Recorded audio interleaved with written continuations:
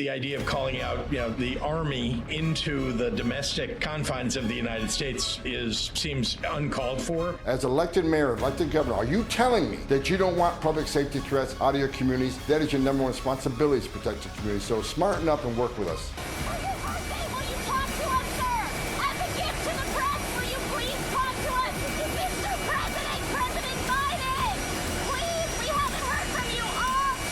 Trump confirms he means business. When he takes office, he says, "This is true," with 3 exclamation points, so you know he's serious. He's responding to Tom Fitton, who is with Justice Watch, and Trump said this: "Good news. Reports are incoming that the incoming President Trump administration is prepared to declare a national emergency and will use military assets to reverse the Biden invasion through mass deportation programs." And Trump is confirming that's going to be happening. Now, as you can expect, right on cue, many people are saying they're going to oppose this and fight to stop non-citizens from leaving. Here is one person in Massachusetts. Her name is Governor Maura Healey. Her and others are going to get a dose of reality when they meet Tom Homan, because Tom Homan is this fella who says, well, they better pay attention, all right? Because when we come in, we're not playing around, and said the following: they don't want to cross that line, okay? So just be very careful. Says that elected officials in Massachusetts and elsewhere are reacting to Trump's claims and threats to deport hundreds of thousands of undocumented immigrants or illegals out of the country. Trump campaigned on a promise of the largest mass deportation in U.S. history, says he intends to deliver on it. Now, Maura Healey, who declared a state of emergency after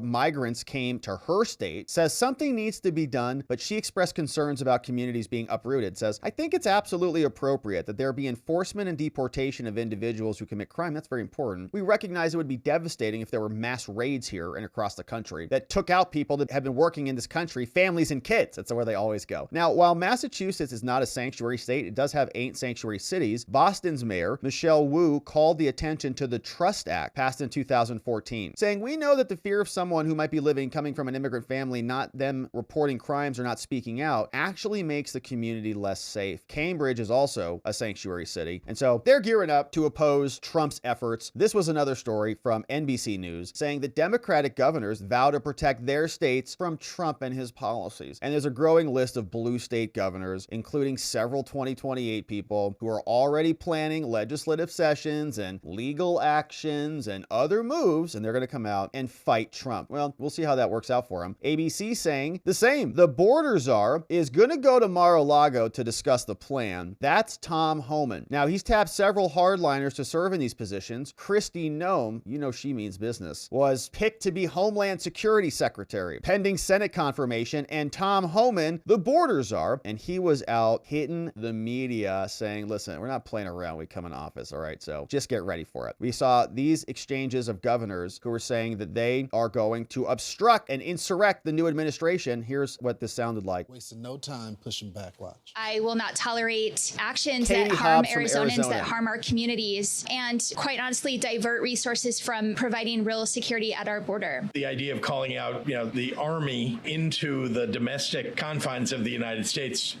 seems uncalled for. This morning, President-elect Trump's incoming border czar, Tom Homan, is joining us right now. What's up, Tom? So, brother, let's break down this because, you see all these media experts saying that Abuela is going to be deported. I think you have 2 priorities, right? First, you got to get the criminal element, which everyone agrees with. And then number 2, you go straight for those 8 million people that have been coming across the border under Joe Biden, right? Yeah, we got 3 rails of business, Lawrence. First of all, we got to secure the border. We know how to do that. We've done it before. Second of all, we need to run this deportation operations. The president's been clear. Out of the gate, we're going to focus on public safety threats and national security threats first. And fugitives, those who cross the border legally, had great due process at great taxpayer expense, were ordered removed by an immigration judge and didn't leave. They're also a priority. And third rail, we got to find over 300,000 children that were released in this country to so-called sponsors that the government can't find. We also got to find them children and try to save them. So real quick, Tom, do you deputize the local, like state police, like Texas DPS wants to work with? They want to work with the Border Patrol. Do they get deputized to help out with this crisis? Yeah, we're going to fight with the 287G jail program, 287G task force programs, both law enforcement agencies that want to help. Since I've been announced, Lawrence, I've gotten thousands of soldiers that just recently left the military. They want to join forces. forces, police officers that retired want to join forces, but retired Border Patrol agents, retired ICE agents that want to come back, retirement from Border Patrol, that paperwork is pulled back. There's a lot of excitement to do this job for the President of the United States. Yeah. Tom, I want to get your reaction to this story. Apparently, the roommate of the illegal immigrant accused of murdering Laken Riley testified yesterday that they took the humanitarian flight from New York City to Georgia before they killed Laken Riley. What's your reaction to that? To murder our citizens. Look, he should have been arrested by ICE in New York City, but they're sanctuary city. He should never be in the country. Under President Trump, he wouldn't have been here. He would have been waiting in Mexico under the Remain in Mexico program. But here's what I want. For all those mayors and governors who said they're going to push back on ICE to do this operation, I want you to listen to that tape of that young lady fighting for her life, fighting for her breath. She did not want to die, and she fought hard. Listen to it. Just don't say, okay, another one died. I want you to listen to the struggles, because that happens across this country almost every day by an illegal alien. So I want those sanctuary city people out there saying they're going to push back on ICE. Listen to that and tell me, I just said President Trump wants to take public safety threats off the street. That's a priority. As elected mayor, elected governor, are you telling me that you don't want public safety threats out of your communities? That is your number one responsibility, to protect your community. So smarten up and work with us. Tom, real quickly, what happens to a mayor or a local police department chief that is under Democratic leadership that obstructs ICE and your federal agents that are helping get these deportations? What happens to them? You deport them too. Well, first of all, if they don't want to help us get the hell out of the way, we're going to do it. If I got to send twice the amount of resources to that city, that's what we're going to do. If they would give us access to the jail, that would mean less agents in the community. For them pushing back and not letting us in the jail, it just means more agents are going to be in the community, so they're hurting themselves. Finally, I'll say this. They need to educate themselves. They need to review this. Title 8, United States Code 1324, III. Read about that and don't cross that line, because it is a felony to harbor and conceal illegal alien from ICE. Read the statute, don't cross that line. Whoa, Tom Homan! Right, you better obey, governors and mayors. Otherwise, you'll be investigated for felonious, illegal harboring and misconduct. That's exactly the guy that we need in charge as the borders are. That's how you get stuff done. If he can just talk. Every time he's on the cable news, I would guess we probably have several more self-deportations happening. Oh gosh, that guy's coming around? All right, we better go home. Here's another exchange of Tom. Already declared terror emergency. More than 1,950 terror suspects alone caught crossing under Biden. That's just a generation after 9/11. Well, the Biden administration hasn't done enough. If you look at the removal of criminal aliens, those illegal in the United States who've been convicted of a crime, those removals are down 74% from the Trump administration. So there hasn't been enough focus on criminal aliens, specifically these alien gangs like Tren de Agua and MS-13. But President Trump has promised that public safety threats and national security threats are their priority right out of the gate. So we're going to be looking at Tren de Agua. Their days of horror are coming to an end. Talk to us about, we've seen numbers, 800,000 criminal illegal aliens crossing over the last 40 years through Biden. The National Guard already has been deployed under the Biden White House, but there's pushback against the Trump wanting to use military assets to deport illegal aliens. How does that work when you catch a criminal illegal alien to deportment? Can you walk us through how it works? Well, first of all, DOD's helped several administrations to secure the border, Republican and Democrat. DOD will be used. We have an agreement from DOD. The president has to make that decision. But if we use DOD, then they'll be used to do non-enforcement duties, such as transportation, whether it's on ground or air, infrastructure building, intelligence.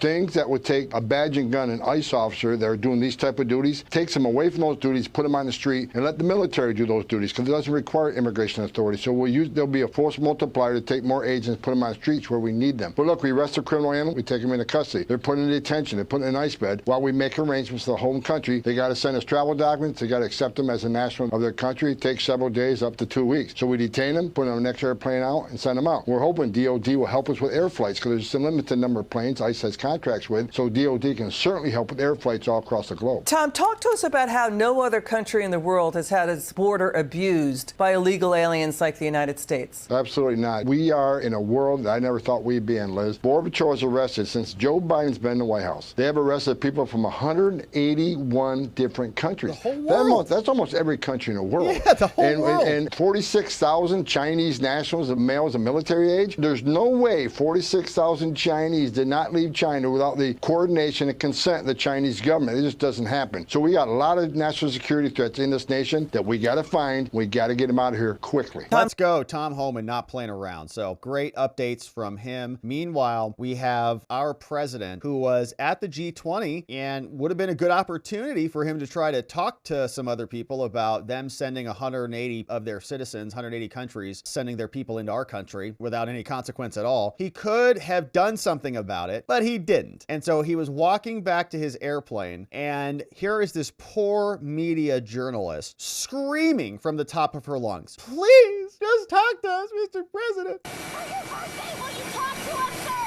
As a gift to the press, will you please talk to us? Mr. President, President Biden! Please, we haven't heard from you all trip! Mr. President! Poor lady, man. She's been having a tough one. She's trying so hard. I have a ton of empathy from her. She's working hard. She's like, they put me on 15 different flights to get here. I had to sit next to somebody who took up 3 seats and I was only in 1 seat. You know, she's like miserable. And they lost my luggage. I just need one answer. Mr. President, God. And he just leaves, just ignores her. You're like, this lady, man, poor woman. I feel terrible for her. Hopefully she's able to make her way home. She put in a good effort, but she's talking to Joe Biden. There's nothing there, but good effort.